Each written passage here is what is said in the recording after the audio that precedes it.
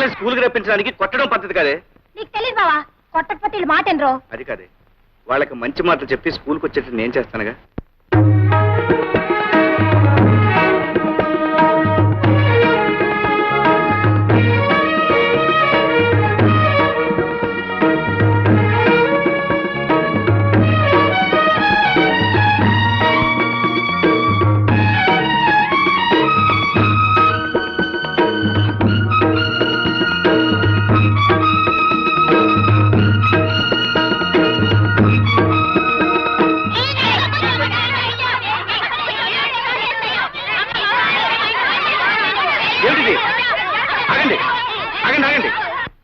బళ్ళు ఇలా అల్లరి చేయవచ్చా?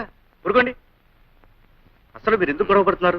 వీడిని చూడండి, నన్ను తోసేసాడండి. దెబ్బ తగిలి రక్తం వస్తుందండి. ఈడే ముందు నన్ను తోసాడండి, నాకు వస్తుంది రక్తం. మంత్రులు గారండి, వీడు మా ఇంట్లో గొడ్లుగా పేడెత్తేదవండి. నా పక్కన కూర్చుంటే దూరంగా తోస్తాడు. మంత్రులు గారు, మేము బ్రాహ్మలో ఈడు గూడేవాడు. ఈయన దూరంగా కూర్చోబెట్టాను. నేను ముట్టుకుంటే మా అమ్మ నన్ను కొడుద్ది. మంత్రులు గారు, మేము ఉన్నవాళ్ళమండి. ఆ లక్ష్మి వాళ్ళేమో లేని వాళ్ళండి. వాళ్ళ నాన్న మా నాన్న దగ్గర చేతులు కట్టుకుంటాడండి. ఇది వచ్చి నా పక్కన కూర్చుంటుందండి. పిల్లలు, మీరందరూ ముందు ఒక విషయం నేర్చుకోవాలి. మనం అందరం ఒక్కటే. వాళ్ళు తక్కువ, మేము ఎక్కువ అనే భేదం ఉండకూడదు. అదేలేదండి, వాడు గుడ్లు కాసేవాడు, మీకు కామందులం. ఇద్దరం ఒకటేలా అవుతాం. మేము బ్రాహ్మణం, ఈడు గూడేవాడు. ఇద్దరం ఒకటేలా అవుతాం. మాకేమో డబ్బుంది, వాళ్ళకి లేదండి. అందరం ఒకటేలా అవుతామండి. చూడు పాప, మనం గాలి ఎందుకు పీలుస్తున్నాం? బ్రతకడానికి. ఆ పాప గాలే పీలుస్తుంది, నువ్వు గాలే పీలుస్తున్నావు. అవునా? అవునండి. ఇంతకు ముందు నీకు దెబ్బ తగిలినప్పుడు రక్తం వచ్చింది కదా? అవునండి. అది ఏ రంగులో ఉంది? ఎరుపు రంగులో ఉందండి. మరి వాడి రక్తం ఏ రంగులో ఉంది? ఎరుపు రంగులోనే ఉందండి. ఇద్దరు రక్తం ఎరుపుగానే ఉంది కదా? అప్పుడు మీ ఇద్దరు ఒకటేగా? అవునండి. అందరిలోనూ ఒకే రంగు రక్తం ఉంది. అందరం ఒకే గాలి పీలుస్తున్నాం.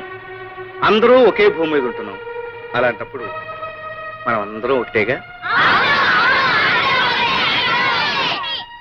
పిల్లలు రండి, వచ్చేలా వరుసగా నిలబడండి. వరుసగా వరుసగా. ఇప్పుడు మీరందరూ ఒకరి చేతిలో కూడా పట్టుకోండి. నేను చెప్పినట్టు చెప్పండి. మేమంతా ఒక్కటే, మేమంతా సమానం. ఇంకోసారి చెప్పండి.